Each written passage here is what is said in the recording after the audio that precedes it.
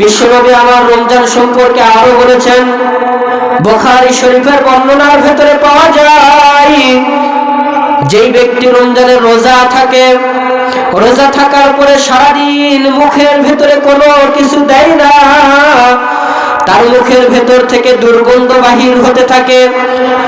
পৃথিবীর মানুষের কাছে এই দুর্গন্ধ নিকৃষ্ট হইতে পারে, কিন্তু আমি আল্লাহ রব্বুল আলামিন বলে দিলাম, প্রত্যেকটা রমজান মাসে রোজাদার ব্যক্তিদের মুখের দুর্গন্ধ আমি আল্লাহর কাছে এতটা পছন্দের, এতটা মহব্বতের, আমি আল্লাহর কাছে জান্নাতের একটা ইট থাকবে স্বর্ণের, তার মাঝখানে যে মশলাটা থাকবে, এই মশলা থাকবে জাফরান যুক্ত সুগন্ধ মাটি।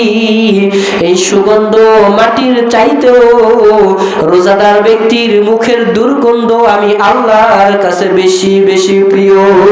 আল্লাহু আকবার।